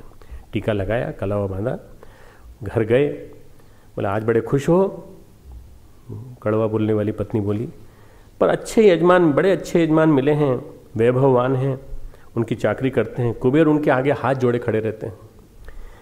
मैं उनका नित्य रुद्राभिषेक, उनके लिए नित्य रुद्राभिषेक करता रहूँगा और देखो मिलेगा, कुछ न कुछ मिलेगा। बोले कितने दिन का होता है रुद्राभिषेक? बोले 44 दिन का होता है। 44 दिन तक तुम इंतजार करना, गाली मत देना कोई। 44 दिन तक इंतजार करना, कुछ न कुछ जरूर मिलेगा। अब देखो ब्राह्मण का विश्वास, देखो ब्राह्मण को विश्वास इतना मजबूत है कि वो नियमित रूप से करता रहा रुद्राभिषेक पूरे विश्वास के साथ कि सुन रहे हैं, जबकि वहाँ सुनने वाले कौन? पत्थर की मूर्तियाँ। फिर 44वें दिन हवन किया। हवन करने के पश्चात उसने कहा कि रुद्राभिषेक समाप्त हो गया, भगवान यजमान मेरे सामने आओ, दक्षिणा मांग रहा हूँ आपसे, दक्षिणा दीजिए। मेरी मृत्यु के रूप में पत्नी सामने खड़ी है घर के दरवाजे पे। अब 44वां दिन भी आ गया है, पर वो अंदर से आदेश मिला घर जाके तो देखो। घर गया, दरवाजे पे मुस्कुराती हुई पत्नी मिली। पहली बार मुस्कुराहट देखी थी पत्नी के मुंह पे। कपड़े भी नए पहन रखे थे, कपड़े भी नए, घर भी नया हो गया। यजमान आए थे आपके, वो बोली, पत्नी बोली, यजमान आए थे, बड़े संपन्न थे और उनके हाथ में सब सोने के जेवर वगैरह सब, उतने जाने कितने नौकर चाकर सब, 25 बैलगाड़ी भर के सामान रख गए हैं, सारे घर में मैंने सजा दिया है। और उन्होंने कहा लड़की की शादी भी तय कर गए हैं, लड़का भी लेके आए थे, लड़का भी तय कर दिया है कि ये लड़के की शादी होगी, मुहूर्त भी तय कर दिया है, अब उसके वाला आपका इंतजार चल रहा है। तो इतना भगवान इतना करता है, भगवान की शरण में जाओ तो इतना मिलता है, इतना मिलता है कि तुम सोच ही नहीं सकते। ये अर्थार्थी को निराश नहीं किया भगवान ने। भगवान ने कहा तूने मेरे लिए किया, मैं तेरे लिए करूँ। भगवान को जल नहीं चाहिए, भगवान को बेलपत्र नहीं चाहिए, भगवान को हृदय की करुण पुकार चाहिए, बस और कुछ नहीं। भगवान को, गायत्री माता को आपके अंदर का भाव चाहिए, गायत्री माता को आपका माला नहीं चाहिए। माला आप जपो नहीं जपो कोई बात नहीं, अंदर से पुकार आई कि नहीं, बस पुकार नहीं आई तो कोई फायदा नहीं। भक्त को कभी निराश नहीं होना पड़ता। लास्ट में ज्ञानी भक्त, ज्ञानी भक्त मुझे अत्यंत प्रिय हैं। भगवान कहते हैं परम ज्ञानी, भगवान का रूप है डायरेक्ट। भगवान कह रहे हैं वो तो मेरा ही रूप है भाई, क्योंकि मुझको तत्व से जाने वाले ज्ञानी को मैं प्रिय हूँ, और वो बाकी सब तो उदार हैं। 18वां श्लोक, उदारा सर्व एवेते ज्ञानी त्वात्मैव मे मतम आस्थित स युक्तात्मा मामे वानुत्तमाम गतिम। ये सभी उदार हैं, परंतु ज्ञानी तो साक्षात मेरा ही स्वरूप है। भगवान कितनी बड़ी पदवी दे रहे हैं उसको, ज्ञानी साक्षात मेरा स्वरूप है। भगवान बन गया है ज्ञानी मेरी शरण में आकर, और वो मदगत मन बुद्धि वाला, मेरे ही मन में, मेरे ही अंदर बसने वाली मन बुद्धि वाला ज्ञानी भक्त अति उत्तम गति स्वरूप मुझ में ही स्थित है। जो परमात्मा में स्थित है वो ज्ञानी, जो परमात्मा का स्वरूप पा गया है वो ज्ञानी। कैसे? मैंने कल कहानी सुनाई थी तुमको, फिर से उस कहानी का दूसरा रूप सुनाता हूँ। भगवान, आज हम जिस जगह का ध्यान करने जा रहे हैं उस जगह का ध्यान की पृष्ठभूमि बना रहा हूँ। भगवान शिव ने कहा कि अमृत का रहस्य पार्वती तुमको अमरनाथ की गुफा में सुनाऊंगा। मैं अमरनाथ की गुफा में चलो तो अमृत का रहस्य सुनाऊंगा। वहाँ कोई होना नहीं चाहिए, केवल तुम सुनना।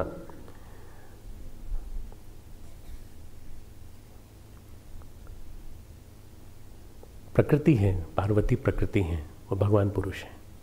प्रकृति अगर अपरिवर्तनीय हो जाए, बदल जाए, तो परिवर्तनीय हो जाए, बदल जाए तो क्या होगा? तो विधाता का विधान गड़बड़ हो जाएगा। तो प्रकृति को पूरा के पूरा समग्र रूप से समझाने के लिए वो मंगल विधान समझाने के लिए ले गए। अब प्रकृति से ये कहा, प्रकृति ने पार्वती से ये कहा कि देखो भाई तुम सुन रही हो कि नहीं, ये बताती रहना बीच बीच में। ऐसा तो नहीं कि तुम सो जाओ और मैं सुनाता रहूं। कई बार ऐसा होता है ना, गांव में कथा सुनाती है ना, तो दादी की सुनाती है तो पोते पोती सुनते रहते हैं। फिर क्या हुआ मालूम है? तो ये पुरानी कथाएं हैं। गांव में हुंकारा भरा जाता, हुंकारा भरा जाता है। कोई ना कोई हुंकारा भरता रहे तो कथाएं चलती रहती हैं, कोई ना कोई एक आध दो सुनते रहते हैं। होते तो 20-25 हैं, 10-15। मुझे याद है मेरी दादी कहानी सुनाती थी तो हम लोग सब बैठे सुनते रहते थे, बाकी सब सो जाते थे, मैं सुनता रहता था।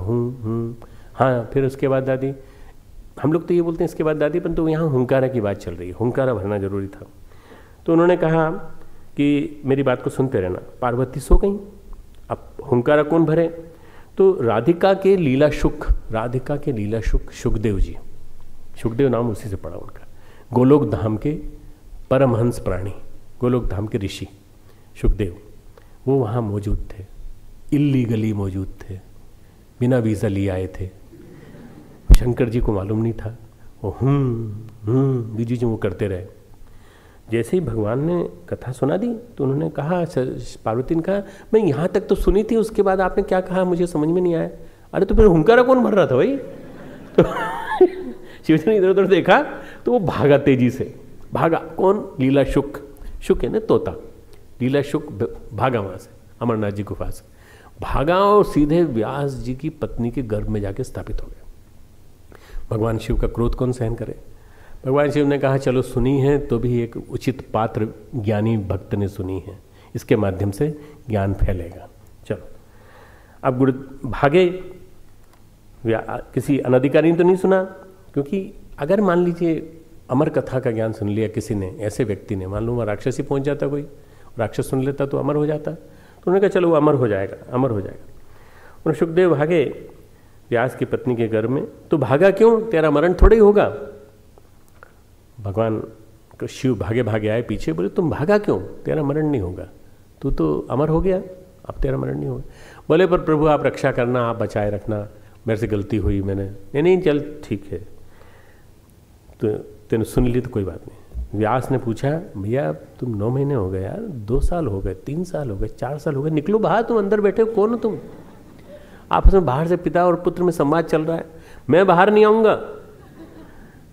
बाहर धरती पर आकर माया व्याप जाती है, बाहर की माया, दुनिया भर का प्रदूषण, दुनिया भर की गाड़ियाँ, मल्टीप्लेक्स, प्लाजा, मॉल्स, मुझे नहीं आना बाहर दुनिया भर की चीज़ों में। मैं बाहर आना नहीं चाहता है क्योंकि बाहर माया मुझे व्याप हो जाएगी और मैंने ज्ञान पाया है, प्रभु शिव से ज्ञान पाया। अगर शंकर आएँ और वो श्री कृष्ण आएँ और वो आश्वासन दें कि मुझे माया व्यापेगी नहीं, तो मैं बाहर आने को तैयार हूँ। ठीक है, श्री कृष्ण से जाकर अनुरोध किया व्यास ने कि भैया चलो आप चलो, आप जरा थोड़ा हमारे बच्चे को समझाओ, 3-4 साल का हो गया, अंदर ही बैठा हुआ है निकालो, मालूम नहीं, मुझे नहीं मालूम, पौराणिक कथा है, 3-4 साल का बच्चा कैसे बैठा होगा अंदर। वो परम ज्ञानी है, भगवान ने कहा परम ज्ञानी है, उसको मैं माया नहीं व्यापेगी, तुम चिंता मत करो। भगवान ने आश्वासन दिया, तुरंत जन्म हो गया। सुखदेव निकले बाहर, नहाए धोए, नहाने के बाद माँ को प्रणाम किया, पिता को प्रणाम किया, हम जा रहे हैं। कहाँ जा रहे हो भाई? वैराग्य ले लिया हमने, हम जा रहे हैं तुरंत, हम हिमालय पे जा रहे हैं, हिमालय में मुंशियारी जाके हम तप करेंगे मेरे मुंशियारी तो अपना नाम बोला है, आपने तप। मुंशियारी तुम लोग जानते हो कि नहीं? मुंशियारी अपना साधना स्थली बन रही है, 13,500 फीट की ऊंचाई पर अपना बन रहा है निवास स्थान, जहाँ पर साधना करने के लिए लोग जाया करेंगे 30-30, 40-40 के बैच में। मार्च के बाद ही ओपन कर रहे हैं, मार्च 2013 के बाद। बहुत सुंदर स्थान है, बहुत सुंदर स्थान। मैं कभी मुंशियारी की स्लाइड्स दिखाऊंगा तुमको। तो मैं मुंशियारी इसलिए बोल रहा हूँ, मुझे हिमालय से बहुत विशेष प्रेम है, हिमालय जाता रहता हूँ, भागता रहता हूँ। हिमालय में जाके तब करूँगा, आप लोगों को प्रणाम, माता पिता प्रणाम करके चलो। बोले क्यों भाई, सीधे संन्यास क्यों? कोई परंपरा नहीं सुनी तुमने? ब्रह्मचर्य आश्रम से गृहस्थ आश्रम, गृहस्थ आश्रम से वानप्रस्थ आश्रम, वानप्रस्थ आश्रम से संन्यास आश्रम, सीधे संन्यास ले लिया। संन्यास के बाद भी तुम वैरागी बन गए, संन्यास से भी परे जा रहे हो। तो उन्होंने कहा अगर ब्रह्मचर्य अगर लेने से आदमी का कल्याण होता है तो सारे नपुंसक ब्रह्मचर्य होते हैं, इनका कल्याण हो गया होता। गृहस्थ लेने से अगर मुक्ति मिल जाती है, ये एक संस्कृत का श्लोक है, उसका हिंदी बोल रहा हूँ, तो कुत्ते बिल्ली भी मुक्त हो जाते, नर पशु वो भी मुक्त हो जाते। अगर वानप्रस्थ बनने से मुक्ति होती है तो बंदर भालू भी मुक्त हो जाते हैं। उनसे बड़ा वानप्रस्थ कौन हो सकता है? वन में रहते हैं, खूब प्रेम से खाते हैं, केवल सब्जी खाते हैं, केवल हरी सब्जी खाते हैं, या केले खाते हैं, या फल खाते हैं। संन्यास लेने से मुक्ति होती है तो सारे भिक्षाजीवी जितने भिक्षा मांगते रहते हैं, भीख मांगते रहते हैं, मुक्त हो जाते हैं। जब ये मुक्त नहीं हुए पिताजी, तो मैं कैसे मुक्त हो जाऊंगा? ऋतम ज्ञानेन मुक्ति, ज्ञान से मुक्ति मिलती है, ज्ञान से मुक्ति मिलती है। मुझे ज्ञान का अर्जन करने दीजिए, मैं ज्ञानी भक्त बनना चाहता हूँ। अपने ऋतम ज्ञानेन मुक्ति, ज्ञान से मुक्ति मिली। अरण्य में समाधि में चले गए। महर्षि व्यास ने कहा बेटा तो चला गया, अब क्या करें? तो उन्होंने श्रीमद् भागवत कथा लिखी। श्रीमद् भागवत अपने हृदय की शुष्कता को मिटाने के लिए, भाव संवेदना से पीड़ित ऐसा एक ग्रंथ बना, जो कि श्रीमद् भगवद गीता अपनी जगह ज्ञान का ग्रंथ है, एक विलक्षण ग्रंथ है, पर श्रीमद् भागवत अपने आप में और भी विलक्षण ग्रंथ है, जिसमें श्री कृष्ण की लीला का गायन है। श्री कृष्ण की लीला, श्री कृष्ण का जीवन, श्री कृष्ण का सारा पूरा रहस्य उसके अंदर छिपा पड़ा है। कथा का प्रशिक्षण दिया, जैसे हम लोग गुरुदेव ने प्रज्ञा पुराण लिखा तो प्रज्ञा पुराण कथा का प्रशिक्षण दिया। इस साल टोलियाँ जा रही हैं, 26 तारीख से टोलियाँ निकल रही हैं, प्रज्ञा पुराण कथा जगह जगह गाएंगी। वो कथा का प्रशिक्षण दिया, जगह जगह भागवत का ज्ञान पहुँचा। वो लोग वहाँ भी पहुँचे, हिमालय पहुँचे, हिमालय में वो गा के सुनाने लगे। सितार पर, तानपुरे पर, ढपली पर गा के सुना रहे हैं। तो उनकी समाधि में से उठ के खड़े हो गए शुकदेव, बोले भाई ये किनका है ये किनका लिखा हुआ है? बोले व्यासदेव जी का लिखा हुआ है। बोले वो तुम्हारे पिताजी हैं। और ये किनके बारे में? बोले श्री कृष्ण के बारे में है। ऐसी सुंदर कथा। तो ऐसी सुंदर कथा के बारे में एक श्लोक है, तव कथामृतम तप्त जीवनम कविभिरीडितम कल्मषामहम श्रवण मंगलम श्रीमदाततम भुवि गृणंति ये भूरिदा जना। इसका अर्थ नहीं बताता तुमको, बड़ा विलक्षण अर्थ है। ये इसी श्लोक से श्री रामकृष्ण वचनामृत चालू होता है। रामकृष्ण वचनामृत जो तुम लोग पढ़ते हो ना, कभी पढ़ने का मौका मिले तो पढ़ते हो, तो उसको पढ़ना। वे थे ही गोलोक धाम से, वो तो हम भी सुनेंगे। अच्छा एक बात है, श्रीमद् भागवत में कहीं भी राधा का वर्णन नहीं है, राधा का नाम आया तक नहीं है। क्यों? राधा का नाम आते ही शुकदेव को समाधि लग जाती थी। राधा का जिक्र आते ही भगवान शुकदेव को देवी का भाव आ जाता था, समाधि लग जाती थी। इसलिए व्यास जी ने जानबूझ करके उस ग्रंथ को लिखा था। वो ग्रंथ को लिखते समय ध्यान रखा था राधा का नाम न हो, क्योंकि शुकदेव को जगाना है। शुकदेव आ गए और शुकदेव ने उस ग्रंथ का पाठ जन जन को कराया। फिर उसके बाद ऐसा कहा जाता है कि शुकदेव ने परीक्षित को कथा सुनाई, मुक्ति दिलाई। और उसके बाद शुकदेव जी के नाम से ही पहला ग्रंथ माना जाता है कि श्रीमद् भागवत का जो वाचन किया शुकदेव जी ने किया। भगवान कहते हैं इस ज्ञानी को मैं प्रिय हूँ।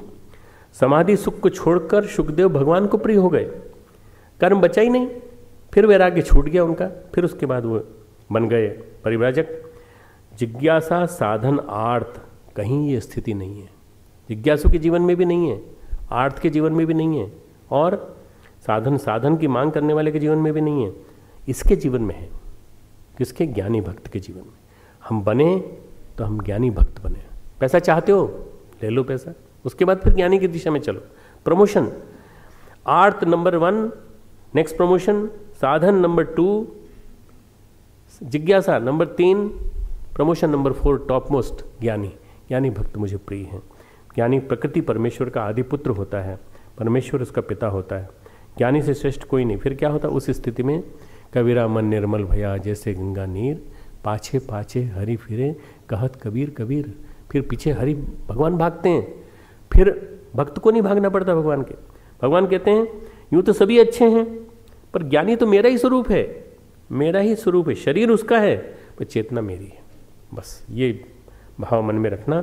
और ये भगवान लास्ट श्लोक हम आज का लेते हैं, उसके बाद समापन करेंगे। बहुनाम जन्म नामन्ते ज्ञानवान माम प्रपंदन्ते वासुदेव सर्वमिति। वो डायरेक्ट वासुदेव बन जाता है। वह पुरुष सब कुछ वासुदेव ही है। इस प्रकार मुझको भजता है वह महात्मा अत्यंत दुर्लभ है। सब जगह उसको वसुदेव दिखाई पड़ते हैं, भगवान वसुदेव पुत्र दिखाई पड़ते हैं। शुकदेव को हर ओर श्री कृष्ण दिखाई पड़ते हैं। लास्ट कहानी सुना के मैं अपनी बात समाप्त करूँगा।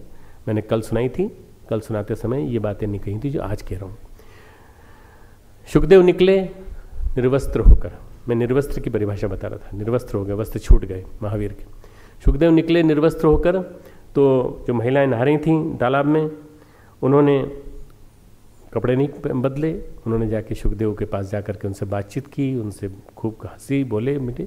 शुकदेव के मन में कोई विकार नहीं आया। पर व्यासदेव जैसे ही आए, व्यासदेव को देखते ही उन्होंने कपड़े पहन लिए। तो व्यासदेव ने पूछा हमारा बेटा निकला तब तो तुमने कपड़े नहीं पहने थे, और हम आए तो तुमने कपड़े पहन लिए। अरे कपड़े क्यों पहन लिए भाई? उन्होंने कहा आपका बेटा भगवान है, साक्षात वासुदेव है, साक्षात वासुदेव हो गया है, वो भगवान से मर्ज हो गया है। आप में अभी कमी है, आप में ज्ञान तो है पर अहम भाव है। अभी आप में कमी है। आप बुजुर्ग हो, आपके अंदर भेद बुद्धि है। आप नर और नारी का भेद जानते हो, वो नर और नारी का भेद नहीं जानता, वो इन सब से परे चला गया है। गुरुदेव के लिए हम नारायण रूप हैं, शुकदेव के लिए हम नारायण रूप हैं। ऐसे महात्मा परम दुर्लभ हैं। यदि हैं तो साक्षात नारायण विचरण कर रहे हैं। यदि हैं ऐसे भगवान तेलंग स्वामी के रूप में साक्षात नारायण, शुकदेव के रूप में साक्षात नारायण, ऐसे का स्पर्श भगवान को स्पर्श करने के समान। आइए हिमालय का ध्यान करेंगे। हिमालय का ध्यान।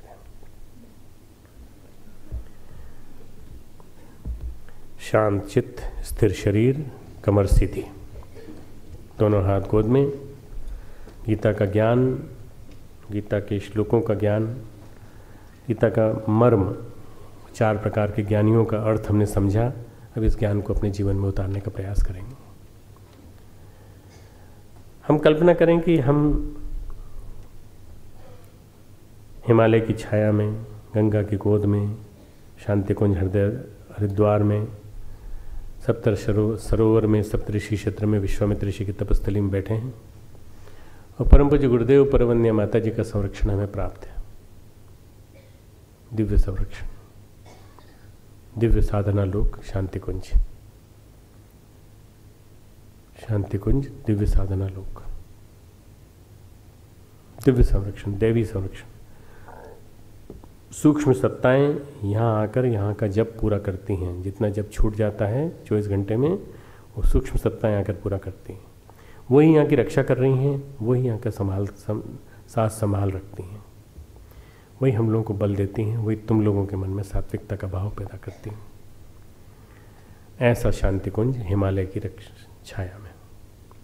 Himalaya vibrant power house of spiritual energy, आध्यात्मिक ऊर्जा का ध्रुव केंद्र, अध्यात्म का ध्रुव केंद्र हिमालय।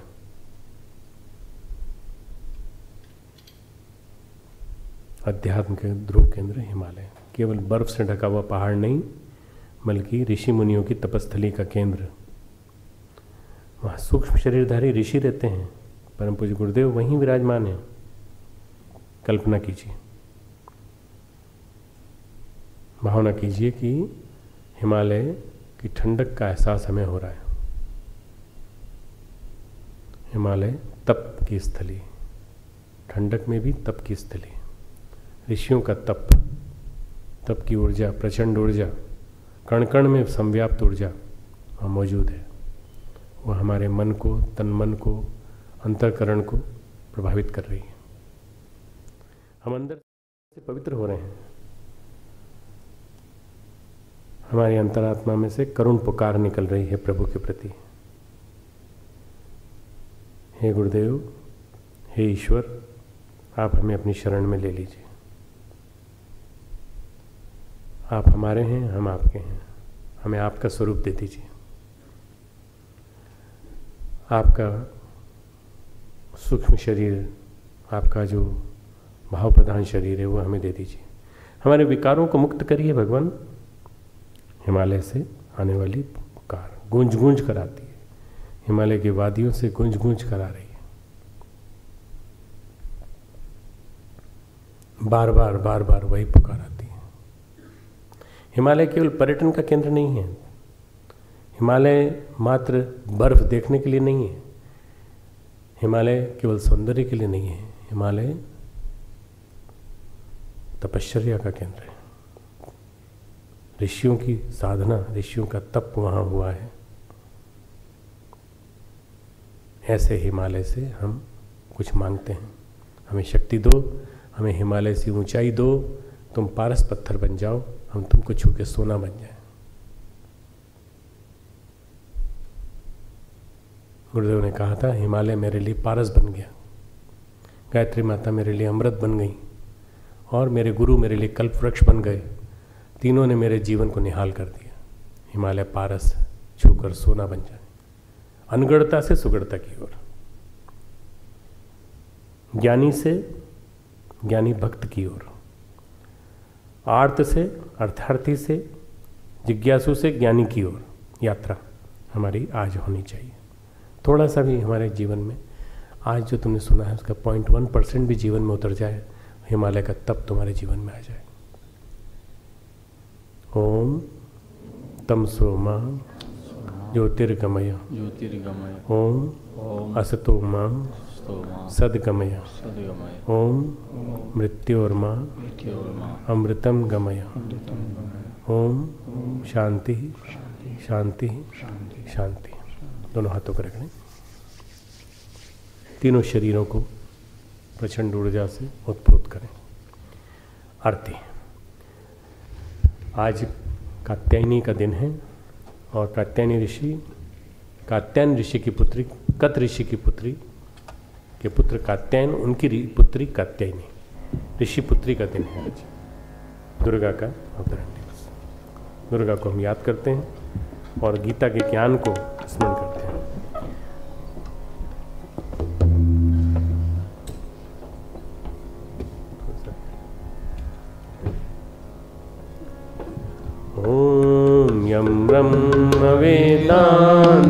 विदो वदन्ति परं प्रधानं पुरुषं तथान्ये विश्वोद्गतैकारणमीश्वरं वा तस्मै नमो विघ्नविनाशनाय। ॐ यं ब्रह्मा वरुणेन्द्र रुद्रमरुता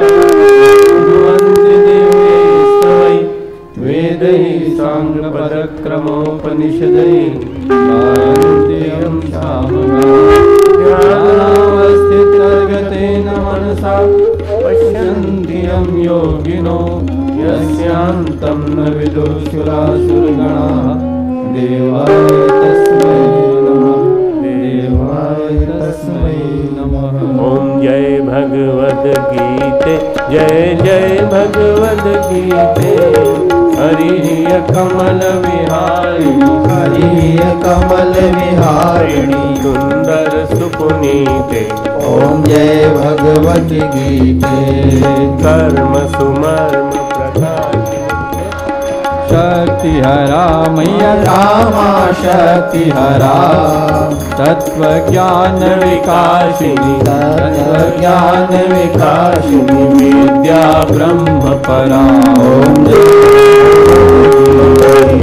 निश्चल भक्ति विधायिनी निर्मल मलहारी निर्मल मलहारी शरण रहस्य प्रदायिनी शरण रहस्य प्रदायिनी सब विधि सुखकारी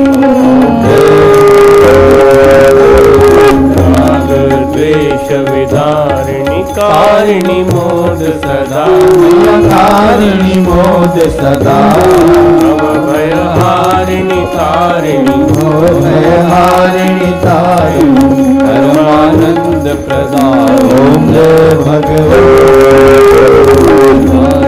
भाव विनाशिनी नाशिनी तम रजनी नाशिनी तम रजनी देवी सद्गुणदायिनी देवी सद्गुणदायिनी हरि रसिका सजनी ओम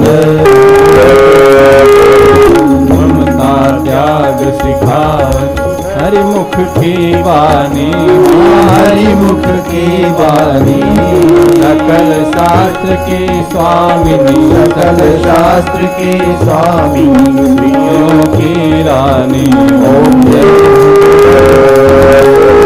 दया सुधा बरसावनी मातु कृपा कीजिए मातु कृपा कीजिए हरिपद प्रेम दान कर हरिपद प्रेम दान करो अपनों कर लीजिए ओम जय भगवत गीते जय जय भगवत गीते हरिः कमल विहारिणी हरिः कमल विहारिणी सरसुपुनीते ओम जय भगवत गीते ओम जय भगवत गीते। दोनों हाथ ऊपर कर लें, आरती ले लें। ओम भूर्भुवः स्वः तत्सवितुर्वरेण्यं भर्गो देवस्य धीमहि धियो यो नः प्रचोदयात्।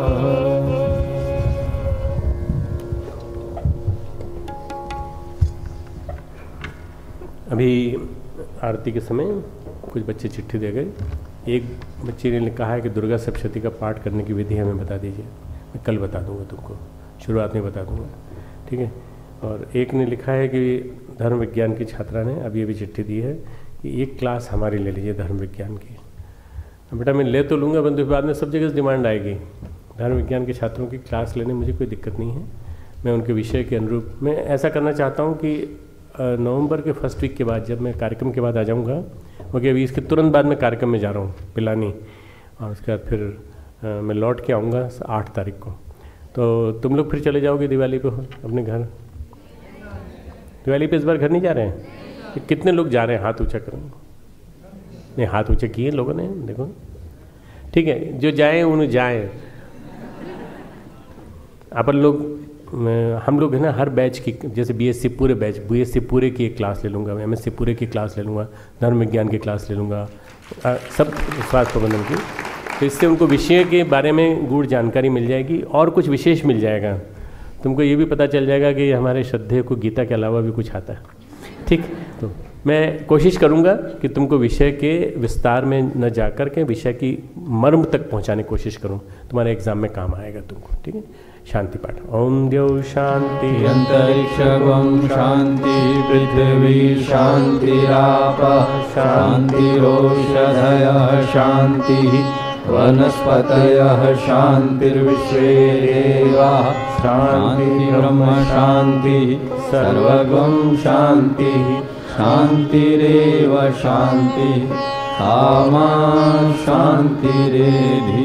ओम शांति शांति शांति सर्वारिष्टस्य शांतिर्भवतु।